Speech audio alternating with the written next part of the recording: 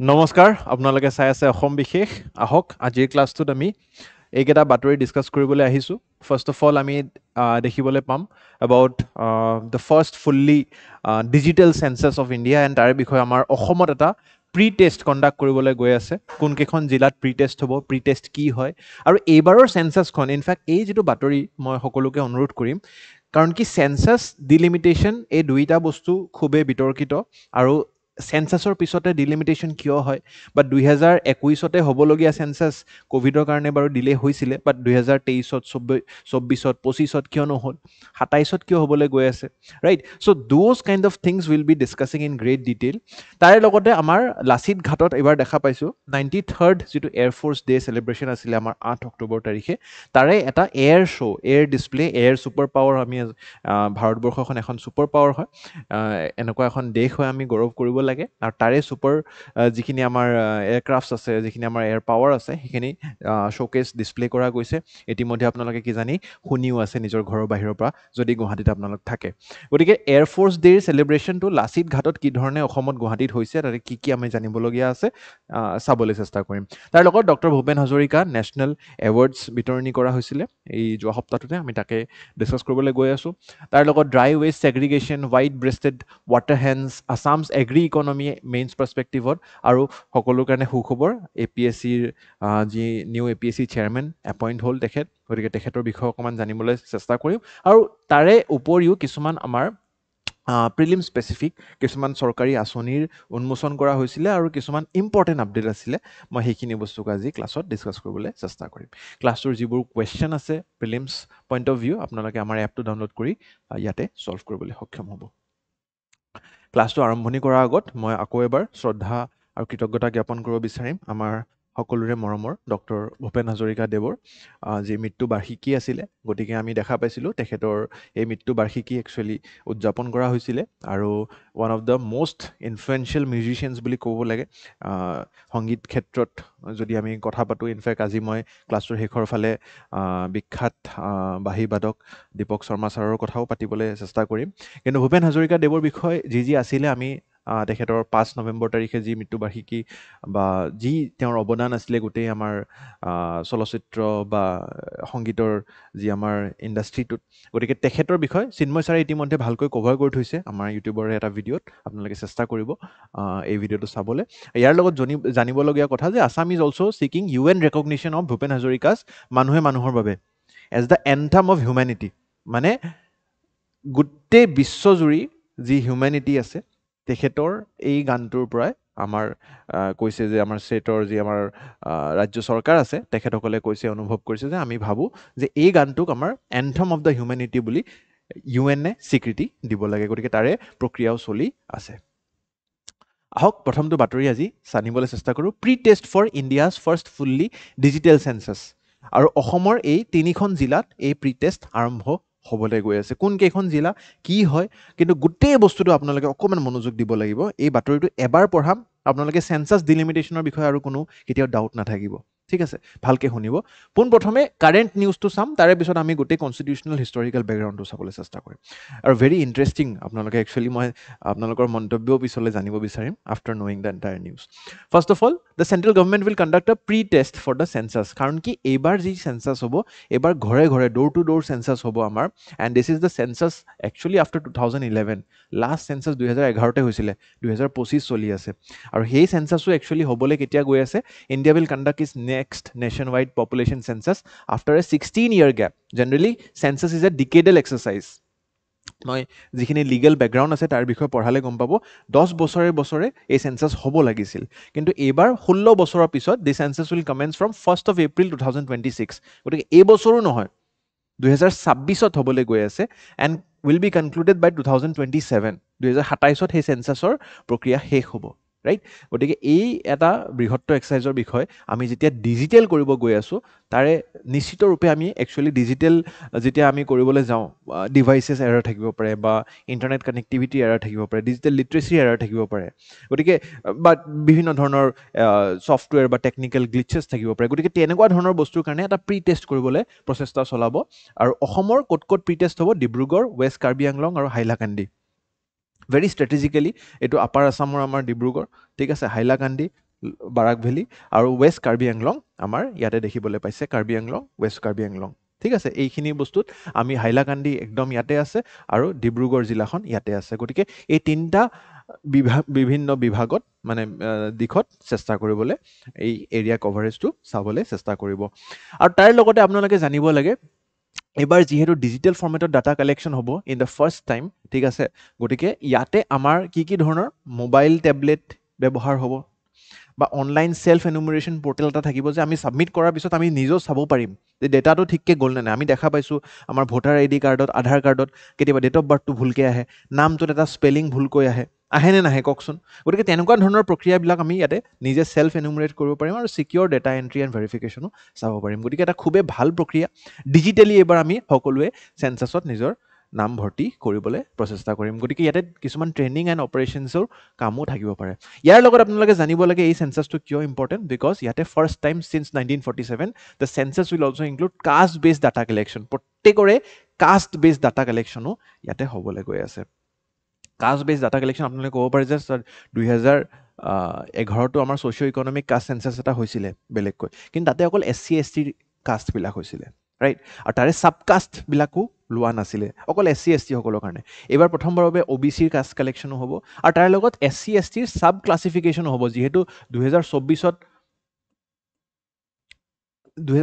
এটা খুবেই ইম্পৰ্টেণ্ট, আপোনালোকে ইতিমধ্যে গম পাইছে ছুপ্ৰিম কোৰ্টৰ জাজমেণ্ট আহিছে যে SC STৰ ভিতৰতে আৰু ছাব ক্লাছিফিকেশ্যন অফ কাষ্টটো আমি ইয়াতে অনুমতি দিছে ছুপ্ৰিম কোৰ্টে। গতিকে তাৰে কাৰণে SC STৰ ভিতৰতো আৰু কি ছাবকাষ্ট আছে, সেই ছাবকাষ্টবিলাকৰ ক্লাছিফিকেশ্যনো ইয়াতে কৰা আমি দেখিবলৈ পাম এই চেঞ্চাছটোত। তাৰে পিছত দুটা ফেজত হ'ব, সেইটো this not very important, but special dates কিছুমান দিছে, Ladakh and certain Himalayan regions, the reference date is October 1st, 2026 due to snowbound operations. So these are some of the important things. But now let us understand যে প্ৰত্যেকবাৰে চেঞ্চাছৰ পিছত delimitation কিয় হয়, ইয়াৰ legal বেকগ্ৰাউণ্ডটো কি হয়, census আৰু ডিলিমিটেশ্যনৰ কি ইয়াতে মাহাত্ম্য হৈ আছে, আৰু গোটেই ইম্পৰ্টেণ্ট বাতৰিটো যে ইমানখিনি বছৰলৈ কিয় ডিলে হ'ল, 16 বছৰীয়া গেপ এটা কিয় আহিলে। ক'ভিডৰ পিছত ঠিক আছে, ক'ভিড আছিলে 21ত নোৱাৰিলে, 22-23ৰ পিছত ক'ভিড নাইকিয়া হৈ গৈছিলে, 23ত নকৰিলে, 24ত নকৰিলে, 25ত নকৰিলে, 26ত কিয় আৰম্ভ হ'বলৈ গৈ আছে, right. So' these questions often at times মোক ষ্টুডেণ্টছে সুধি থাকে, গতিকে মই এই চেগতে আপোনালোকক এয়া কভাৰ কৰিবলৈ চেষ্টা কৰিম। গতিকে পোনপ্ৰথমে জানিব লাগিব যে census will be conducted under census act 1948 and census rules 1990। This is the legal background. মেইনছত যিকোনো চেঞ্চাছ ৰিলেটেড এনচাৰ হ'লে এইটো বেকগ্ৰাউণ্ড যদি নিদিয়ে ন, এই লাইনটো নিদিয়ে, তেতিয়া নম্বৰ আপোনালোকে ফুল নাপাব। তাৰ লগত আপোনালোকে আৰ্টিকেল 81 আৰু 82 জানিব লাগিব টু আণ্ডাৰষ্টেণ্ড কি চেঞ্চাছৰ পিছত ডিলিমিটেশ্যন কিয় হয়। And first of all delimitation হয় কি? ডিলিমিটেশ্যন মানে হৈছে, ঠিক আছে, ডিলিমিটেশ্যন মানে হৈছে যে আমাৰ যিখন দেশ আছে সেই দেশখনক বিভিন্ন ধৰণৰ কনষ্টিটুৱেঞ্চিত বিভাজিত কৰা হৈছে। এই দেশখনত ৰাজ্য বেলেগ হয় আৰু ৰাজ্যবোৰৰ ভিতৰতো আৰু কনষ্টিটুৱেঞ্চি আছে, ঠিক আছে। সেই কনষ্টিটুৱেঞ্চিবিলাকৰ এজন ৰিপ্ৰেজেণ্টেটিভ থাকে। চেণ্ট্ৰেল লেভেলত তাক আমি MP বুলি কওঁ আৰু ষ্টেট লেভেলত তাক আমি MLA বুলি কওঁ, ৰাইট। গতিকে সেই কনষ্টিটুৱেঞ্চিবিলাকৰ নিৰ্ধাৰণ কি ধৰণে হয় তাৰে কাৰণে এটা ইণ্ডিপেণ্ডেণ্ট কমিশ্যন আছে, যাক আমি ডিলিমিটেশ্যন কমিশ্যন বুলি কওঁ। আৰু সেই ডিলিমিটেশ্যন কমিশ্যনে ডিচাইড কৰে আফটাৰ এভৰি চেঞ্চাছ কি সেই বাউণ্ডেৰীবোৰ, ঠিক আছে, সেই লোকসভা বা লেজিছলেটিভ এছেম্বলি কনষ্টিটুৱেঞ্চিছবিলাকৰ বাউণ্ডেৰীবোৰ সেনেকেই থাকিব নে অকণমান লেফ্ট এণ্ড ৰাইট কৰা হ'ব, আপ ডাউন কৰা হ'ব, ৰাইট। তো তাৰে কাৰণে আপোনালোকে জানিব লাগিব আৰ্টিকেল 81। ইয়াতে 81ত খুবেই ইম্পৰ্টেণ্ট কোৱা হৈছে যে there shall be allotted to each state a number of seats in the House of the People. House of the People মানে আপোনালোকে পলিটিত পঢ়িছে কি জানি, লোকসভাক আমি House of the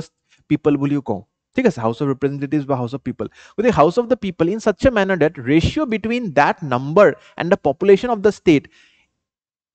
is same for all states. মানে বুজি পোৱা ন, ভালকে শুনিব। ইয়াতে আকৌ মই এবাৰ পঢ়িছোঁ, there will be a ratio. এই ৰেচিঅ'টো কি হয়? number of seats in a state and the population of that state. মানে ধৰি লওক এইখন যদি ভাৰতৰ মেপ, অকণমান আপোনালোকে মন দিব লাগিব, ঠিক আছে। মই যিকোনো এখন ৰাফলি আপোনালোকৰ কাৰণে ভাৰতৰ মেপ আঁকিছোঁ। তো ইয়াতে ধৰি লওক দিছ ইজ UP, ঠিক আছে। UPত যদি ধৰি লওক 10টা ছিট এলট কৰা হৈছে আৰু UPত ধৰি লওক 100জন মানুহ থাকে, ঠিক আছে, জাষ্ট এ ৰেণ্ডম নাম্বাৰ। তো ইয়াৰে এই ৰেচিঅ'টো কিমান হ'ল? 10/100, number of seats by number of population of that state. So 1/10.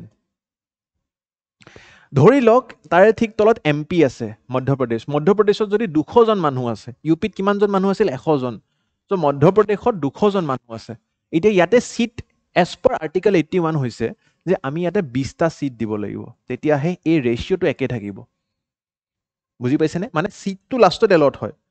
এতিয়া যদি আমি ডেমক্ৰেসিটোক সাস্টেইন কৰিব লাগিব এই ratio has to be always the same for any other state ধৰি লওক ইয়াতে যিকোনো এখন বেলেগ ৰাজ্য আছে যাৰ 300টা মানুহ আছে ধৰি লওক দেয়াৰ ইজ আনাদাৰ ষ্টেট য'ত 300 জন মানুহ থাকে this ratio again needs to be 1/10 only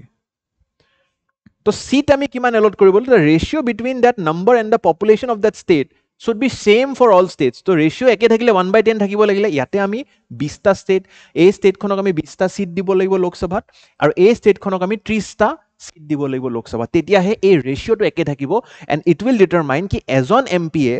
কিমানজন মানুহক ৰিপ্ৰেজেণ্ট কৰি আছে এই ৰেশিওটো একচুৱেলি একো নহয় এটা সিট মানে এটা এমপি গতিকে এজন এমপিয়ে আইডিয়েলি একেটা এমাউণ্ট অফ 10 জন মানুহক ৰিপ্ৰেজেণ্ট কৰি আছে বেসিক্যালি 1/10 ৰেশিও যদি আমি মেইনটেইন কৰোঁ দ্যাট মিন্স 1 MP ইজ ৰিপ্ৰেজেণ্টিং 10 পিপল গতিকে 300 জন যদি মানুহ থাকে তেনেহ'লে 30 জন এমপি থাকিব লাগিব 200 জন যদি মানুহ থাকে 20 জন এমপি থাকিব লাগিব I hope this is clear that is as per article 81 কিন্তু একচুৱেলি এটো পসিবল নহয় এটো হৈ আছে জানো আপোনালোকে যদি চাই নাই হোৱা আৰু সেইবাবে ইয়াতে এটা খুব ইম্পৰ্টেন্ট ক্লজ আছে এই আৰ্টিকল 81 টোত সো ফাৰ এজ প্ৰেক্টিকেবল যে যিমান প্ৰেক্টিকেল হয় হেতু বস্তু আমি চেষ্টা কৰিব লাগে আৰম্ভণিত আমাৰ একচুৱেলি এটা নম্বৰ সংবিধান আমাৰ যি ফৰফাদাৰ আছিল তেখেতসকলেও কৈছিলে যে there should be 1 MP for every 7.5 lakh people কিন্তু একচুৱেলি হেতু হৈ থকা নাই আপোনালোকক যদি মই কাৰেণ্ট ষ্টেটিষ্টিক্স দেখাওঁ উত্তৰ প্ৰদেশত 1 MP is representing around 32 lakh people কেৰালাত এজন MP is representing 18 lakh people and Arunachal প্ৰদেশত য'ত পপুলেশ্যন ডেঞ্চিটি অলপ কম হয় এজন MP is representing 8 lakh people তো আপোনালোকে প্ৰশ্ন সুধিব পাৰে যে how is democracy being sustained sir কাৰণ কি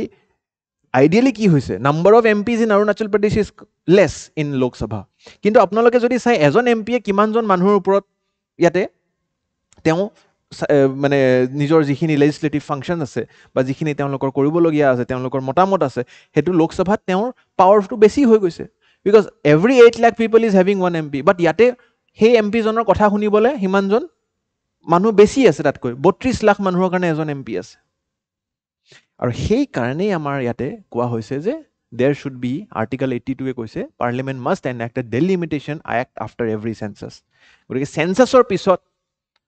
ফাৰ্স্ট অফ অল তো সেন্সাস কিয় লাগে বুজি পালে কাৰণ কি ডিলিমিটেশন ওয়াইজ আমি এই ৰেশিওটো একে মেইনটেইন কৰিব লাগে ডিলিমিটেশন কমিশনৰ কামেই হৈছে যে আমি বাউন্ডাৰীবোৰ এনেকৈ ৰাখিম যে সবৰে কাৰণে 1:10 ৰেশিও মেইনটেইন হোক আইডিয়ালি এই ৰেশিওটো এতিয়া কাৰেণ্ট ষ্টেটিষ্টিক্স মতে মই কৈছো এজ পাৰ লাষ্ট ইয়াৰ বাট এই ষ্টেটিষ্টিক্সটো এই কাৰণেই হৈছে কাৰণ কি জানি 2011 পৰা আমি সেন্সাস কৰাই নাই কিন্তু 2011 পিছৰ পৰা ডিলিমিটেশনো হোৱা নাই লাষ্ট ডিলিমিটেশনৰ মতেও আমি একচুৱেলি চাব লাগিব যে আচ্ছা ডিলিমিটেশনৰ হিষ্ট্ৰীটো আপোনালোকে জানে নাই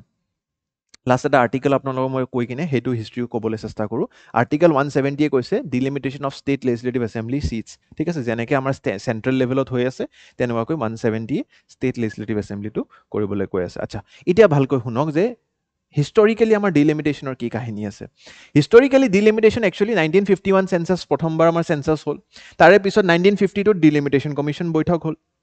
আৰু সেই delimitation commission was conducted 1952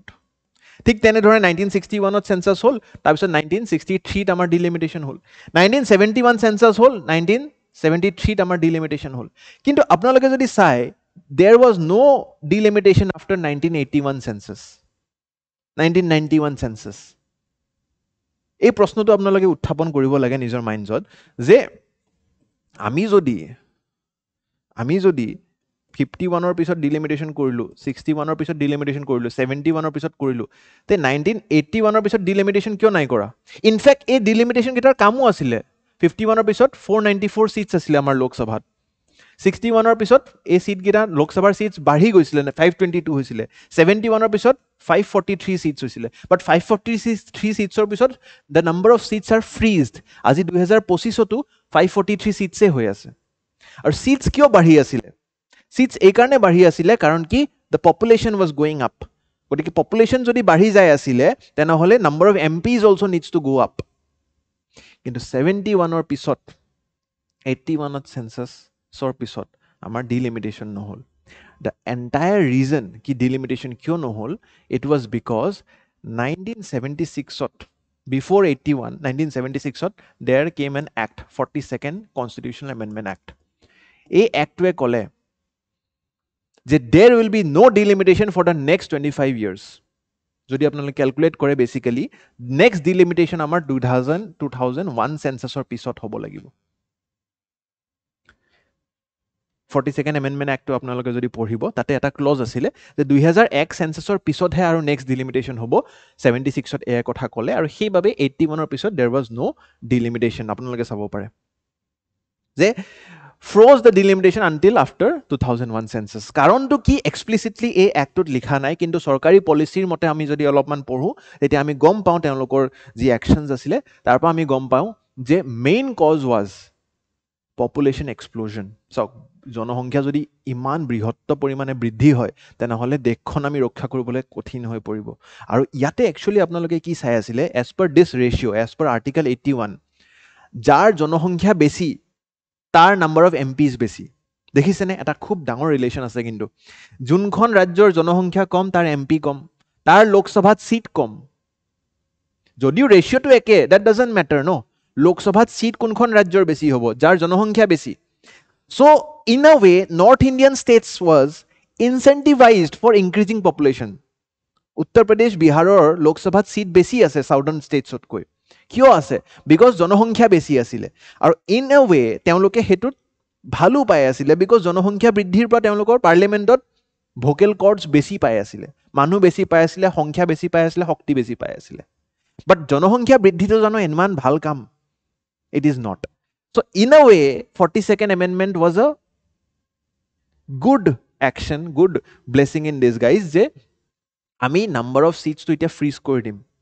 we will not increase delimitation we will not conduct delimitation exercise so etia loke 543 amar soli ase apnaloke hudibo pare sir 2001 census loke he freeze korisile 2001 or pisot ki hol 2001 or pisot ako 84th amendment act ahile 2001 census hall 84th amendment actor মতে এতিয়া 2001 লৈকে যেতিয়া পালে সবে মানে একদম সুখী হৈ আছে নৰ্থ ইণ্ডিয়ান ষ্টেটছ কেটা যে ঠিক আছে 25 বছৰ শেষ হল এতিয়া ফাইনালি আমি কি কৰিম আমি আৰু বেছি সিট পাম কাৰণ কি আমিতো আৰু বেছিকৈ আমাৰ জনসংখ্যা বৃদ্ধি কৰিছো আমাৰ যেটো ফাৰ্টিলিটি ৰেট নৰ্থ ইণ্ডিয়ান ষ্টেটছত বহুত বেছি south Indian states in a ৱে তেওঁলোকে ফ্যামিলি প্ল্যানিং কৰি আছিল তেওঁলোকে বাৰ্থ কন্ট্ৰোল কৰি আছিল তেওঁলোকে ভালকৈ ফ্যামিলি প্ল্যানিং কৰি থাকাৰ সত্ত্বেও তেওঁলোকে ডিসইনসেন্টিভাইজ হৈ আছিল হেতুৰ পানিশমেন্ট হে পাই আছিল লোকসভাত তেওঁলোকৰ মাত নাছিলে কাৰণ কি তেওঁলোকৰ নাম্বাৰ অফ সিটস কম because of article 81 কিন্তু এতিয়া আকৌ 84th চাও কি হল 84th constitutional amendment continued the freeze on increase the number of seats মানে লোকসভাত এতিয়া আকৌ সিটস বৃদ্ধি নকৰে এই যেটো ক্লজ আছিল 42nd ৰ হেতুকে আকৌ বৃদ্ধি কৰি আগুৱাই নিবলৈ চেষ্টা কৰিলে for the next 25 years again until after 2026 census এতিয়া চাগে অকমান আপোনালোকে বুজি পাইছে যে 21ৰ সেন্সাসটো কিয় ইমান ডিলে কৰি যায় আছে যদি নাই পোৱা আকৌ চাই থাকক ক্লাছটো বুজি পাব so continued the freeze on increase of number of seats until 2026 census or census after 2026 but it also allowed reorganization and redrawing of boundaries মানুহে তো আৰু নামাত মানে খং কৰিব ন 1971 ৰ মতেই চলি থাকিম নেকি আমি delimitation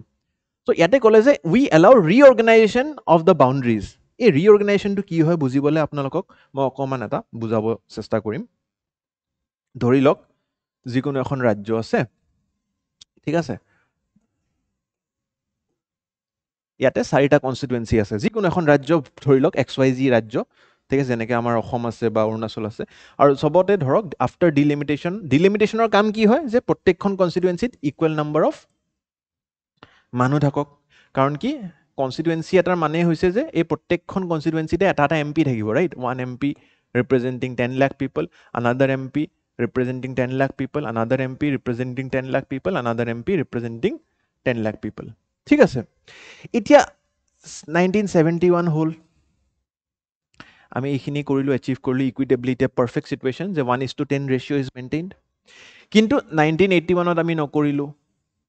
1991 ত আমি নকৰিলো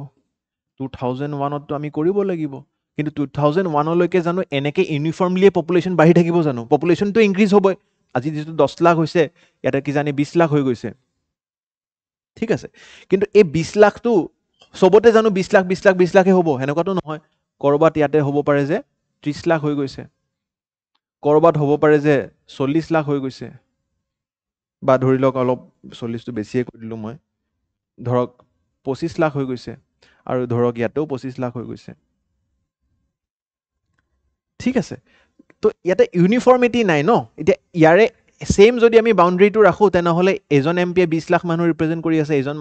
এজন এমপিয়ে 30 লাখ এজন এমপিয়ে 25 লাখ তো তেনেকুৱাকৈ এটা হেৰি নাই তো এই যেটো 84th এমেন্ডমেন্ট আছিলে 84th কলে ইট এলাউড ৰিঅৰ্গানাইজেচন অফ বাউন্ডাৰীজ মানে কৈছে যে আমি নাম্বাৰ অফ সিটস নবঢ়াও আগতে কি আছিলে যে সিট বঢ়াই দিলে হয় সবতে 10 লাখ 10 লাখ 10 লাখ কৰি হিমানটা সিট বঢ়াই দিলে হয় আৰু যাতে প্ৰত্যেকজন এমপিৰ আন্ডাৰত 10 লাখে থাকক এতিয়া ই কৈছে যে আমি বাউন্ডাৰী কেটা ৰিড্ৰ কৰিম যে ধৰি লওক কিমান হৈছে ইয়াতে 100 টোটাল যদি আমাৰ 100 লাখ মানুহ হৈছে তেনেহলে প্ৰত্যেকজন এমপিৰ আন্ডাৰত আমি 25 25 25 25 লাখ কৰি দিম তো ৰেশিওটো চেঞ্জ হৈ গ'ল ইয়াতে 1:10 আছিলে এটা 1:25 হৈ গ'ল কিন্তু at least every MP is now representing equal number of people বুজি পাইছেন না কক ইয়াতে ৰেশিওটো 1:10 আছিলে ইয়াতে তো ৰেশিও নাই সবৰে এটা 1:20 হলো এটা 1:30 হলো 1:25 হলো ৰাইট 1:25 হলো কিন্তু at least ইয়াতে আমি ৰেশিওটো ইকুৱেল কৰি দিলো 1:25 every MP is representing equal number of people so that was what 84th amendment did কৈছে যে আমি নাম্বাৰ অফ সিটস নবঢ়ালো সিটস নবঢ়াই আমি ৰিঅৰ্গানাইজ কৰিলো আৰু এটা কাম কৰিলে it increase in the SC ST reserve seats also SC ST সকলৰ কাৰণে তেওঁলোকে ৰিজাৰ্ভেশনৰ সংখ্যাটো বঢ়ালে সিটস বঢ়োৱা নাই মানে পাৰ্সেন্টেজ অফ এক্সিস্টিং সিটস 543 যিমান আছিলে হেতু এক্সিস্টিং বঢ়ালে সো এতিয়ালৈকে কাহিনীটো আপোনালোকে বুজি পালে যে 2027 ৰ সেন্সাস কিয় স্পেশাল হয় বিকজ ফাৰ্স্ট অফ অল যে বহুত এনমালিজ হৈ গৈছিলে কৰবাত 8 লাখ মানুহৰ এজন এমপি কৰবাত 32 লাখৰ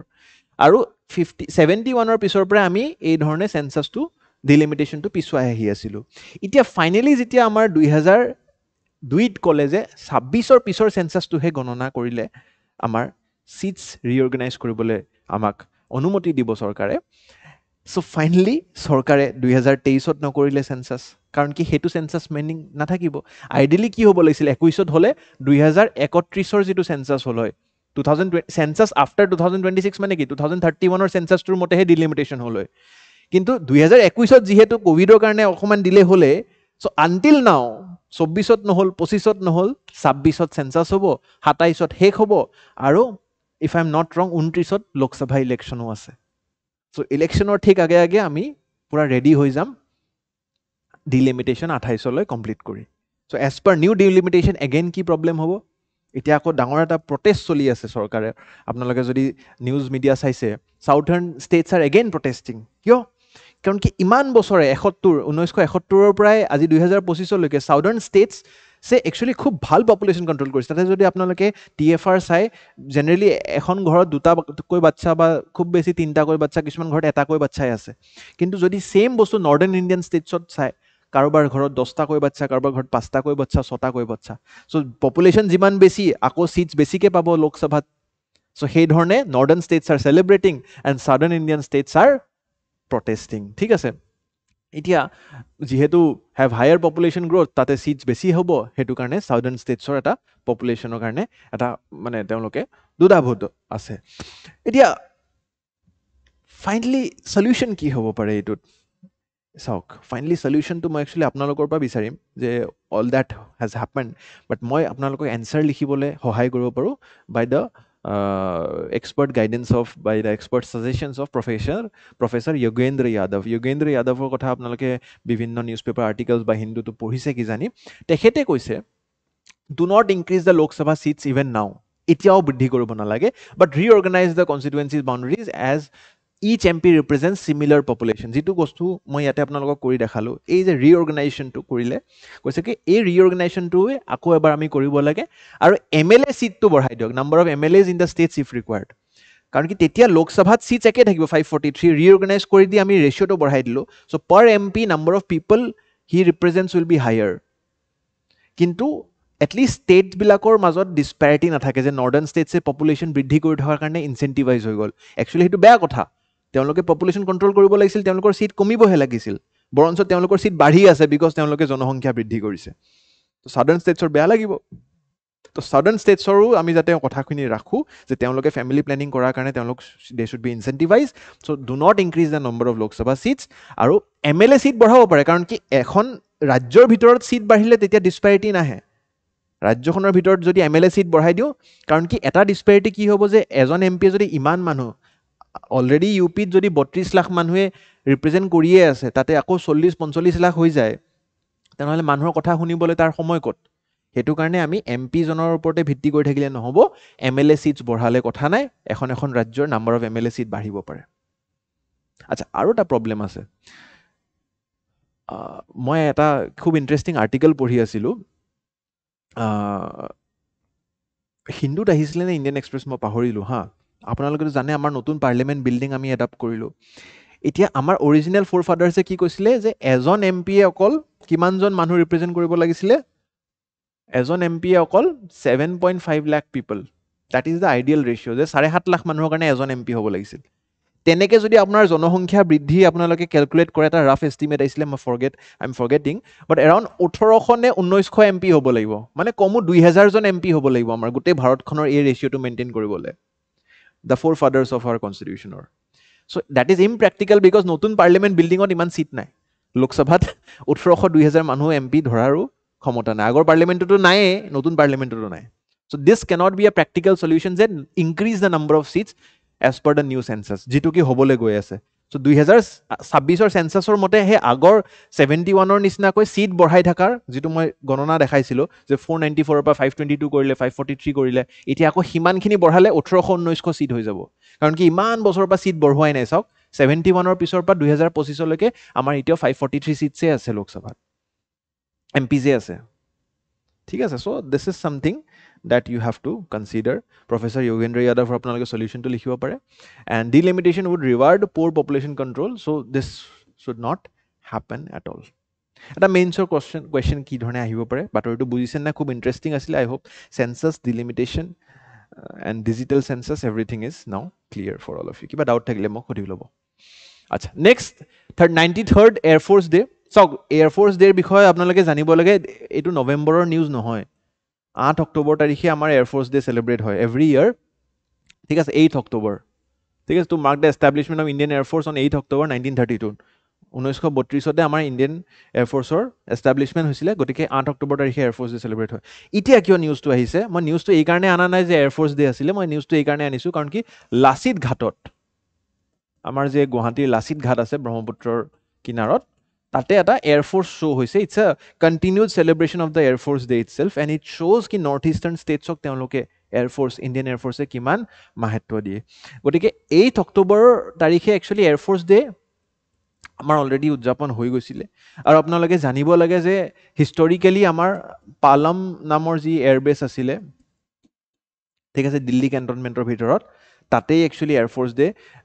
হিষ্টৰিকেলি আমাৰ আফটাৰ ইণ্ডিপেণ্ডেঞ্চ চেলিব্ৰেট হৈ আহি আছিলে। কিন্তু চিন্স আ ফিউ ইয়াৰ্ছ নাও আমি সেইটো বস্তুকে লেজিটিমাইজ কৰিছোঁ ইন ডিফাৰেণ্ট মানে এয়াৰবেছেছ। কাৰেণ্টলি যদি আমি এইবাৰ চাওঁ, ঠিক আছে, দ্য এয়াৰফ'ৰ্চ দিছ পাৰ্টিকুলাৰ যিটো আমাৰ হেৰি হৈছিলে, চেলিব্ৰেশ্যন হৈছিলে এই বছৰৰ, that celebration was actually done in the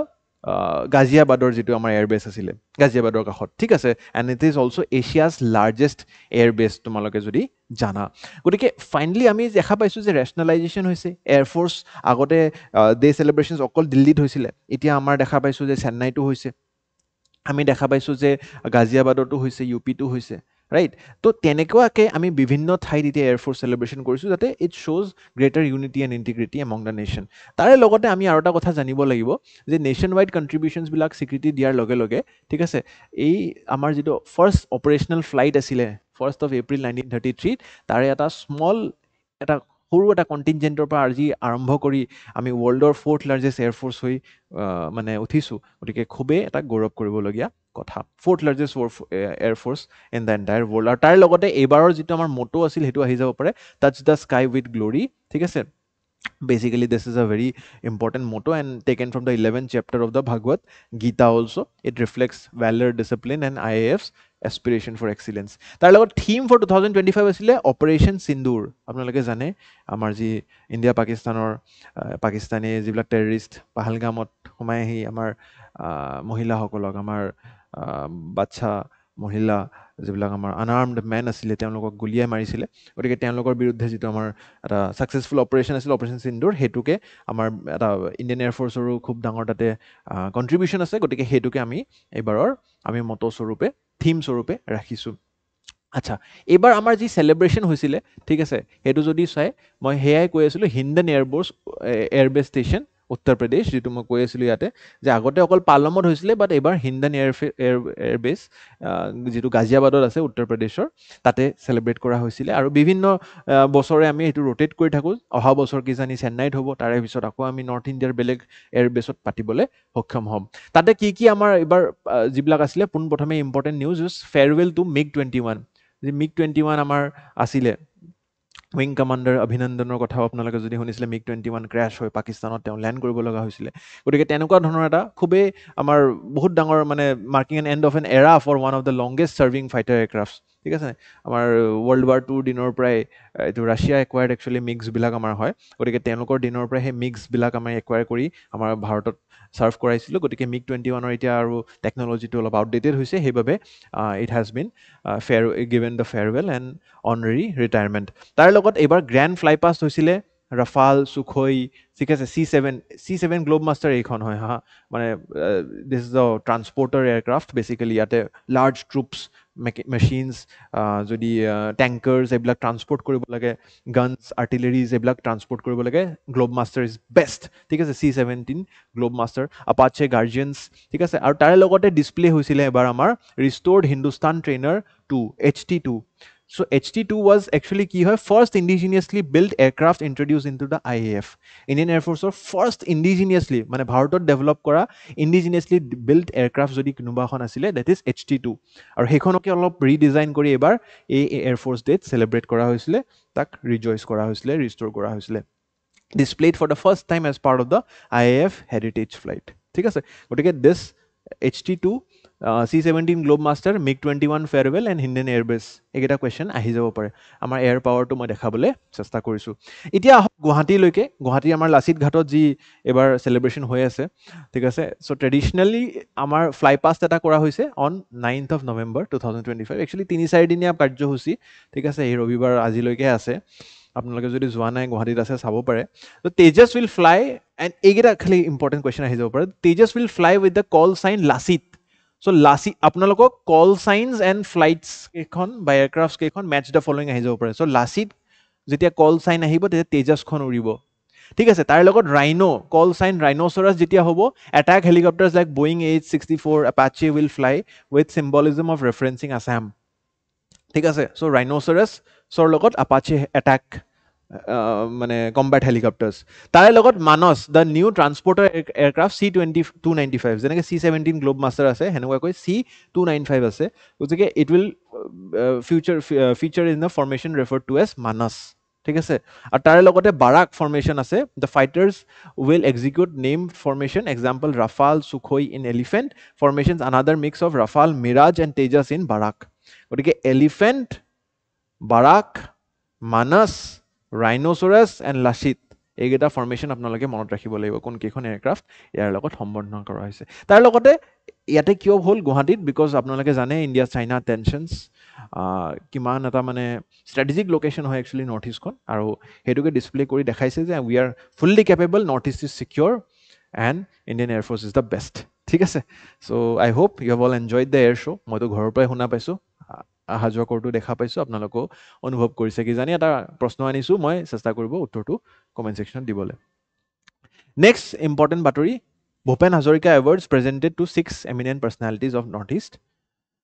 Bhupen Hazarika National Awards were presented in Guwahati, ঠিক আছে, on the occasion of his birth centenary. তাৰ লগত আমাৰ এইটো এৱাৰ্ড কেতিয়া ইনষ্টিটিউট কৰা হৈছিল 2012 by Sahitya Akademi award D N Pune based social cultural organization as a tribute to doctor Bhupen Hazarika, ঠিক আছে। তেখেতক মানে কৃতজ্ঞতা জ্ঞাপন কৰিবলৈ কেছ প্ৰাইজ দিয়া হয় 51,000, চাইটেশ্যন, মেমণ্টো, শ্বল ফ্ৰম মহাৰাষ্ট্ৰ এনে গামোচা, ঠিক আছে। গতিকে এই ধৰণে তেওঁৰ পুনে বেছ অৰ্গেনাইজেশ্যন এটাই মানে doctor Bhupen Hazarika national award বিতৰণি কৰে। এইবাৰ কাক কাক দিয়া হৈছে, ঠিক আছে। ভূপেন হাজৰিকা এৱাৰ্ড বুলি কিনে আমি এনেকৈ ভাবিব নোৱাৰোঁ যে অকল অসমৰে মানুহক দিয়া যায়, মানে অসমৰ বাহিৰৰো মানুহ পাব পাৰে। যেনেকৈ মণিপুৰৰ লাইশ্ৰাম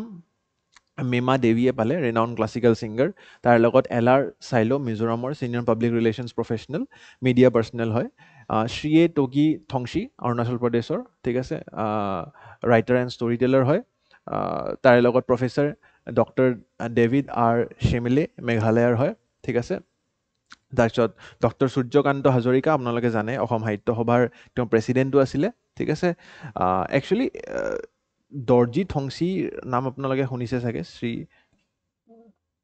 দৰ্জী থংচী ছাৰ। তেওঁ একচুৱেলি এই নামটো আমি একচুৱেলি এই ধৰণেহে মানে পঢ়াটো উচিত। শ্ৰী দৰ্জী থংচী যাৰ যি আছে আমাৰ, চ' তেখেত একচুৱেলি পদ্মশ্ৰী বঁটাও লাভ কৰিছে 2020। অৰুণাচলী মানুহ হয়, কিন্তু একচুৱেলি তেখেতে অসমীয়াত লিখে, ঠিক আছে। তেওঁ অসমীয়াত মানে বহুতো তেওঁৰ নভেলছ আছে, ট্ৰেভেলগছ আছে, চুটি গল্প আছে। তো তেনেকুৱা ধৰণে তেওঁ লিখিছিলে। জোনবাই যিখন মেগাজিন আছিলে তাতেও তেওঁ একচুৱেলি লিখিছিলে। গতিকে writer and storyteller Shri Dorjee Thongchi sir, ঠিক আছে। তাৰ লগত আৰু মই খুবেই একচুৱেলি প্ৰাউড, মানে এই যোৱা সপ্তাহতে মই একচুৱেলি তেওঁক পাৰ্চনেলি লগ কৰিবলৈ এটা অফিচিয়েল কামত পাইছিলোঁ, আৰু মই তেখেতক লগ পাই খুবেই সুখী, আৰু খুবেই ডাউন টু আৰ্থ, খুবেই হাম্বল এণ্ড খুবেই ৱেলকামিং এজন পাৰ্চনেলিটি, আৰু খুব ভাল লাগিছে। আৰু Rajani Basumatary, film personality and social contributor. Bhupen Hazarika Cultural Foundation will also be set up. ইয়াৰ লগতে কিছুমান announcements হৈছিলে, new initiatives focusing on education and training for girls, and also strengthen the cultural exchange documentation of Dr. Bhupen Hazarika's music, writings and social work. Prelims of question কি ধৰণে আহিব পাৰে চেষ্টা কৰিব উত্তৰটো দিবলৈ। নেক্সট এটা চমু বাতৰি, হোৱাইট ব্ৰেষ্টেড ৱাটাৰ হেন গ্ৰেচেছ বজালিজ ৱেটলেণ্ডছ, ঠিক আছে। চ' ফাৰ্ষ্ট অফ অল এই যিটো আমাৰ বাৰ্ড আছে হোৱাইট ব্ৰেষ্টেড ৱাটাৰ হেন, ক'ত ক'ত পোৱা যায় গোটেই দুনিয়াৰ ভিতৰতে আমি দেখিবলৈ পাইছোঁ, ঠিক আছে। আৰু যদি আপোনালোকে চায় যে বজালি ডিষ্ট্ৰিক্টতে, especially in the Sikhriyata Beel and Charangpuria Beel, ঠিক আছে, have recently recorded the arrival of this white breasted water hen. ক'ত ক'ত পোৱা গৈছে? চিখ্ৰিয়তা এণ্ড চৰংপুৰীয়া, ঠিক আছে, চিখ্ৰিয়তা ইনফেক্ট, মোৰ যদি প্ৰনাউন্সিয়েশ্যন কৰাত ভুল হৈছে ক্ষমা কৰিব। The appearance of this species indicates the wetland ecosystem remains healthy and vibrant. মানে ইয়াতে যদি তেওঁ আছে, মানে দিছ হোৱাইট ব্ৰেষ্টেড ৱাটাৰ হেন যদি পোৱা হৈছে, তাৰমানে ইক'চিষ্টেমটো সবল হৈ আছে আৰু সুৰক্ষিত হৈ আছে। Refer to as also' the silent workers of wetlands. So' ecological importance এটাও এই বাৰ্ডটোৰ আছে। ৱেটলেণ্ডৰ যদি ছিগনিফিকেঞ্চটো চোৱা যায় তেনেহ'লে এট্ৰেক্টিভ হয় for both the residents and migratory birds. গতিকে মাইগ্ৰেটৰী বাৰ্ডছ বহুত ইয়াতে মানে প্ৰেজেণ্ট হোৱা যায়। এই বাৰ্ডটো, এই পক্ষীটোৰ কথাই আমি পাতি আছোঁ। IUCN ৰেড লিষ্টত লিষ্ট কনচাৰ্ণ ষ্টেটাছত আছে। And medium size water bird with a snow white breast and grey plumage. So' এই প্লামেজটো গোটেই গ্ৰে কালাৰ হয়, আৰু ইয়াতে স্নো হোৱাইট আমাৰ ব্ৰেষ্টটো দেখা পোৱা যায়, ঠিক আছে। লোকেলি ন'ন এজ কাম চৰাই and belongs to the Rallidae family. প্ৰিলিমছৰ কুৱেশ্যন কি ধৰণে আহিব পাৰে চেষ্টা কৰিব উত্তৰটো দিবলৈ। নেক্সট, এইটো এটা খুবেই ইম্পৰ্টেণ্ট বাতৰি, GMC introduces weekly dry waste collection. Guwahati municipal কৰ্পৰেশ্যনৰ এইটো মই বাতৰি আনিছোঁ। গতিকে এই বাতৰিটোত আপোনালোকে গম পায় যে বেচিকেলি গুৱাহাটীত কিমান টন ৱেষ্ট জেনেৰেট হয়। Daily waste generation in Guwahati is around 550 tons per day, ঠিক আছে। TPD বুলি কয়, TPD means tons per day. গতিকে এৰাউণ্ড 550 যদি জেনেৰেট হৈ আছে, সেই ৱেষ্টবোৰ আমি ছেগ্ৰিগেট কৰি ডিছপ'জ কৰাটো খুবেই মানে জৰুৰী হৈ পৰিছে। গতিকে ফাইনেলি এতিয়া আমাৰ দেখা পোৱা গৈছে, আমাৰ GMCৰ মেয়ৰ মৃগেন শৰণীয়া ছাৰো আছিলে একচুৱেলি, তো ষ্ট্ৰীমলাইন দ্য ৱেষ্ট মেনেজমেণ্ট। কৈছে যে ৱেষ্ট মেনেজমেণ্টৰ মেইন প্ৰব্লেম এইটোৱে হৈছে যে আমি ৱেষ্ট ছেগ্ৰিগেশ্যনে কৰিব পৰা নাই। সো সেগ্ৰিগেট কৰোঁতে প্ৰব্লেম হৈ যায় কাৰণ কি ডিছপ'জেলটো বেলেগ হয় দুইটাৰ কাৰণে ৱেটৰ কাৰণে বেলেগ ড্ৰাইৰ কাৰণে বেলেগ সো আমি যদি সেগ্ৰিগেটেড সোৰ্স কৰোঁ তেতিয়া অটোমেটিক্যালি সেই প্ৰব্লেমটো নাইকিয়া হৈ যাব এণ্ড আমাৰ স্বচ্ছ সৰ্বেক্ষণ সাৰ্ভেত যিটো আমাৰ ৰেংকিং হয় জিএমচিৰ একচুৱেলি ৰেংকিংটো আমি খুবেই ভাল কৰিছোঁ যোৱা বছৰ আমি উই ৰেংকড 44th out of 95 cities in the 3 to 10 lakh population category কিন্তু ইয়াক আমি আৰু মানে ভাল কৰিবলৈ সক্ষম হ'ম কৰিছেনো কি আমি চাবলৈ আহোঁ চেষ্টা কৰোঁ এই যেটো পদক্ষেপ ওয়েস্ট সেগ্ৰিগেশনৰ তাতে কৈছে যে আমি উইকলি দিন বাছনি কৰি দিছোঁ যে ড্ৰাই ওয়েস্ট আমি অকল ওয়েডনেসডে কালেক্ট কৰিম যেটো ড্ৰাই ওয়েস্ট হ'ব door to door garbage collection হ'ব ঠিক আছে অনলি ফৰ ড্ৰাই ওয়েস্ট যেটো শুকান আমাৰ মানে ৰেচিডিউজ থাকে ঠিক আছে আৰু এই ড্ৰাই ওয়েষ্টত ই ওয়েষ্টটো সোমাই আছে হা ইলেক্ট্ৰনিক ওয়েষ্ট ই ওয়েষ্ট বা ড্ৰাই ওয়েষ্ট আমাৰ কালেক্ট হ'ব অনলি অন ওয়েডনেসডে প্ৰত্যেক বুধবাৰে আৰু বাকি সকলো কেইটা দিনত আমাৰ কিচেন ওয়েষ্ট যেটো আমাৰ পৰিমাণটো বেছি একচুয়ালি যিকোনো ঘৰত আপোনালোকে চাব ড্ৰাই ওয়েষ্ট আপোনালোকৰ কম থাকিব এই মানে আপোনাৰ কাৰ্ডবোৰ্ডছ প্লাষ্টিক্স বা আপোনাৰ ইলেক্ট্ৰনিক ওয়েষ্ট সেইবোৰ কম থাকে ডেইলি জেনাৰেট নহ'বও পাৰে কিন্তু ৱেট ওয়েষ্ট যেটো আমাৰ কিচেনত যিবিলাক আমাৰ ভেজিটেবল পিলছ হয় ফ্ৰুটৰ ৰেচিডিউজ হয় বা পানীজাতীয় বস্তু সেইবিলাক আমাৰ বেছি থাকিব ডেইলি জেনাৰেট হয় গতিকে that will be collected on all আদাৰ ডেইজ ঠিক আছে এণ্ড সেগ্ৰিগেট যদি দিনকেইটা আমি বাছনি কৰি দিলোঁ তো অট'মেটিকেলি সেইটো সেগ্ৰিগেট হৈয়ে গ'ল ঠিক আছে and it will enhance source segregation হোৱাৰ লগে লগে তাৰ আমি ৰিচাইক্লিং প্ৰচেছটো সেই ধৰণে আমি মানে ভাল কৰিব পাৰোঁ তাৰ লগত আমাৰ বহুতো আৰু বেলেগ পদক্ষেপো আছে স্বচ্ছ সৰ্বেক্ষণৰ কথাটো মই ক'লোৱে নেশ্যনেল মিছনছ লাইক স্বচ্ছ Bharat mission urban also open ডেফিকেশ্যন free কৰিবলৈও আমাৰ এইবিলাক পদক্ষেপ আছে এতিয়া চাওক ইয়াতে কুৱেশ্যন এনেকৈ আহিব পাৰে যে relatable SDG sustainable development goals ইয়াৰ পৰা কি আমাৰ এচিভ হ'ব SDG 11 sustainable cities and communities automatically আমাৰ এনভাইৰমেণ্টেল ইম্পেক্টটো ভাল হ'ব তাৰে লগত SDG 12 responsible consumption and production মানে অট'মেটিকেলি আমাৰ চাউণ্ড ৱেষ্ট মেনেজমেণ্ট হ'লে it will reduce waste by 3 hours ঠিক আছে তো এই ধৰণে আৰু তাৰে লগত ৰিলেটেড SDG 6 ক্লিন ৱাটাৰ হ'ব কি ধৰণে হ'ব আপোনালোকে গম পাইছে ৱেষ্টবোৰটো আমি জেনেৰেলি মানুহে নদীত পেলাই পানীত পেলাই সেইটো চাফ চিকুণ হৈ থাকিব SDG 13 14 15 এই ধৰণে related but directly SDG 11 and 12 আমাৰ ইয়াতে আছে ঠিক আছে তাৰ লগত আমাৰ ইয়াতে কিছুমান আৰু এক্সট্ৰা এনাউন্সমেণ্টটো আছিলে জিএমচিৰে যিটো পদক্ষেপ মই একচুৱেলি কভাৰ কৰি দিছোঁ ৰিলেটেবল নহয় বাট জানি লওক 40 লাখ পাৰ ৱাৰ্ড ৰাস্তা কনষ্ট্ৰাকশ্যন কৰিবলৈ দিছে 10 lakh per ward installation of mini হাই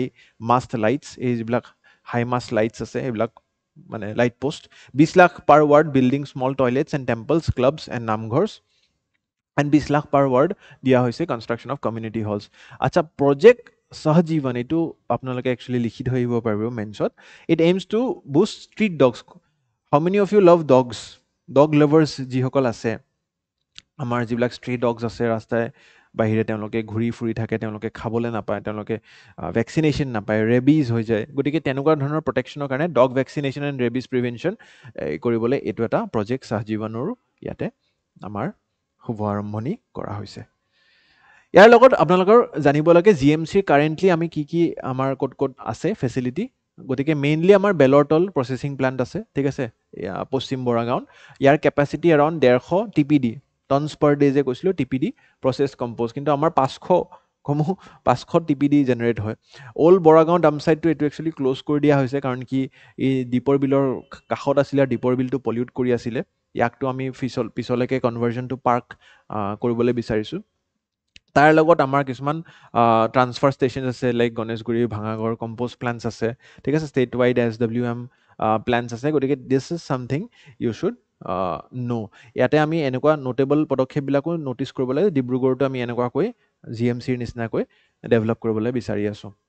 আমাৰ প্ৰব্লেম কি মেইনলি প'ৰ ছেগ্ৰিগেশ্যন হৈ আছে মিক্স হৈ আহে আপোনালোকে অনুৰোধ কৰিম যে ৱেষ্টবোৰ মিক্স নকৰিব নিজৰ ঘৰবোৰতো আপোনালোকে দুটা ডাষ্টবিন ৰাখিব এটা ৱেটৰ কাৰণে এটা ড্ৰাই ৱেষ্ট এটা ৱেট ৱেষ্ট তেতিয়া অট'মেটিকেলি বহুত পিছলৈ ৰিচাইক্লিং প্ৰচেছত সহায় হয় ৰিডিউচেছ recycling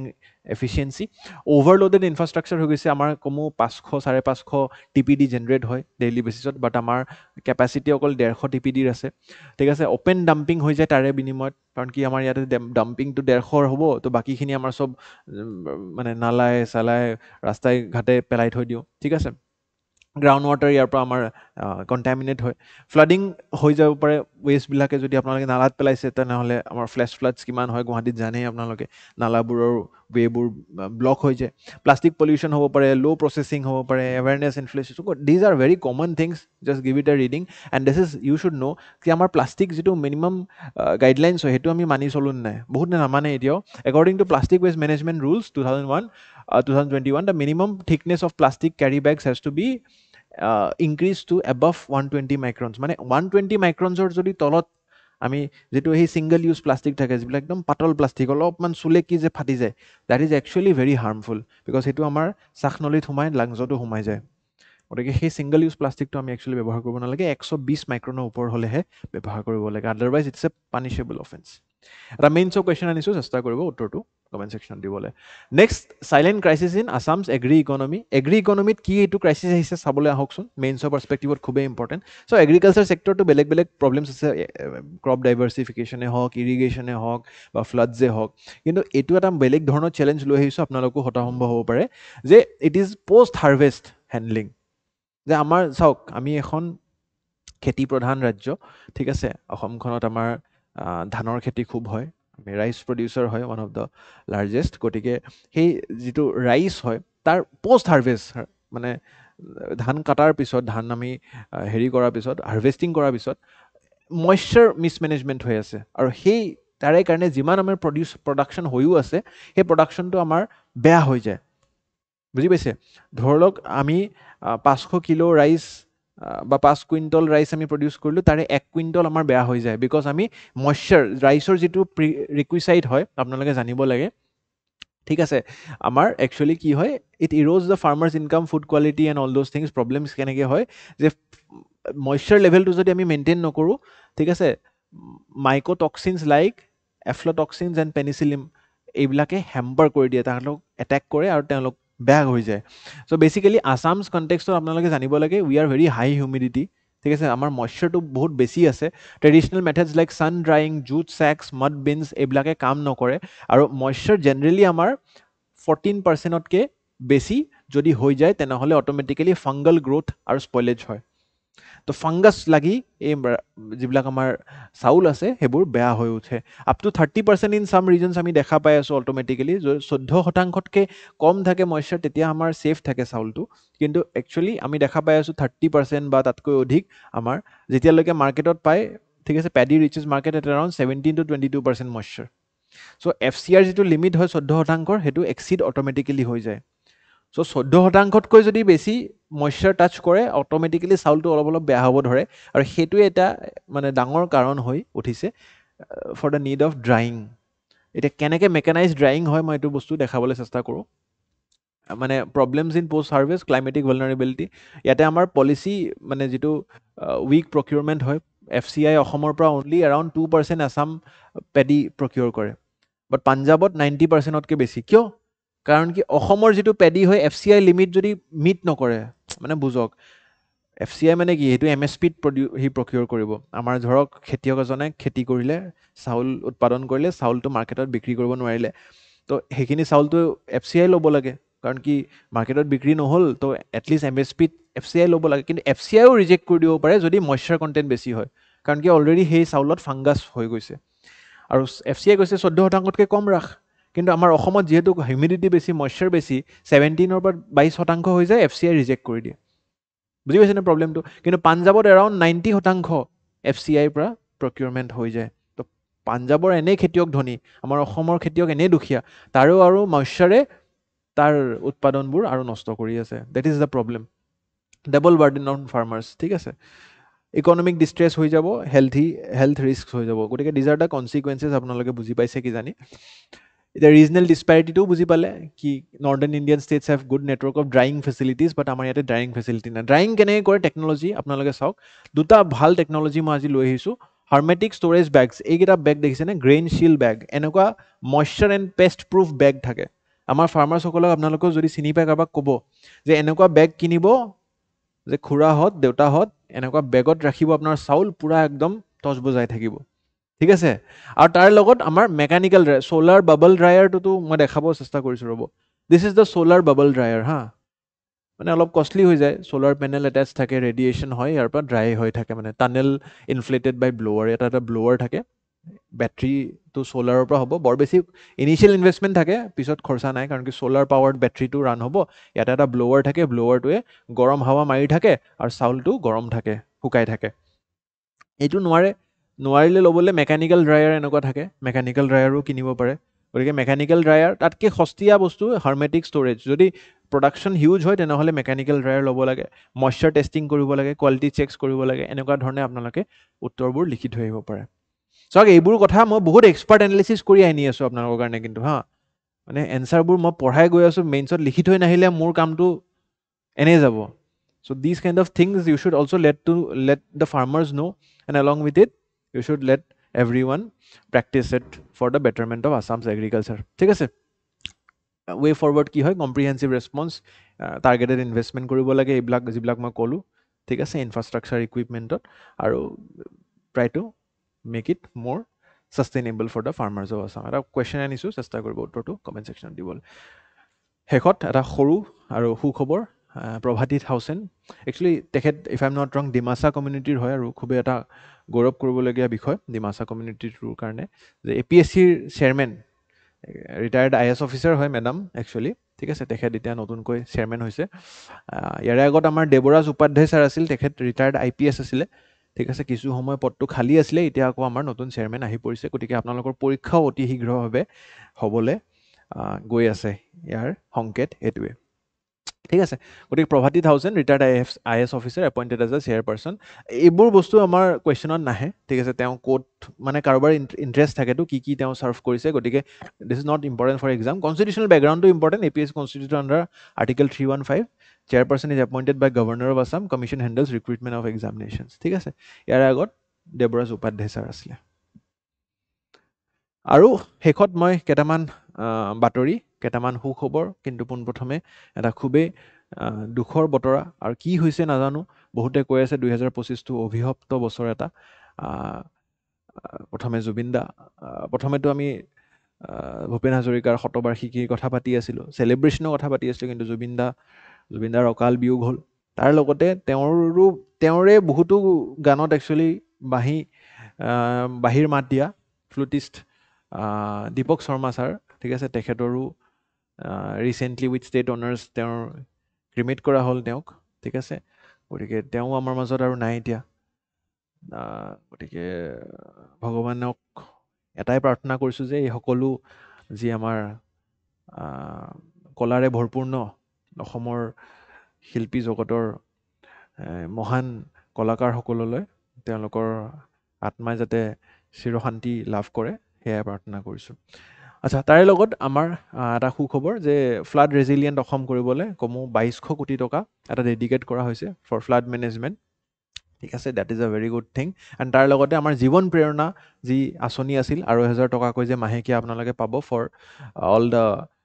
গ্ৰেজুৱেটছ of 2025 for preparation of APSC and other competitive examinations গতিকে তাৰো বিতৰণি 3 নৱেম্বৰ তাৰিখে লোকসেৱা ভৱনত দিছপুৰত কৰা হৈছিল গতিকে these are the news for today's Assam বিশেষ অলপ দীঘলীয়া হ'ল কিজানি ক্লাছটো কিন্তু আশা কৰিছোঁ আপোনালোকে প্ৰত্যেকটা বাতৰি বুজি পাইছে যদি লাভান্বিত হৈছে মোক জনাব কমেণ্ট ছেকশ্যনত বুজি পাইছে যদি কিবা ডাউট থাকিলে মোক লগ কৰিব পাৰে আপোনালোকে ডাউটবোৰ ক্লিয়াৰ কৰি ল'ব মোৰ লগত SPMত আৰু চেঞ্চাছৰ বাতৰিটো খুবেই ইম্পৰ্টেণ্ট আছিলে আৰু এই যিটো এগ্ৰি ইকনমি ৰিলেটেড নতুন মই বাতৰি ক'লোঁ আশা কৰিছোঁ গোটেইকেইটা বুজি পাইছে পঢ়ি থাকিব আকৌ লগ পাম অহা ৰবিবাৰে ধন্যবাদ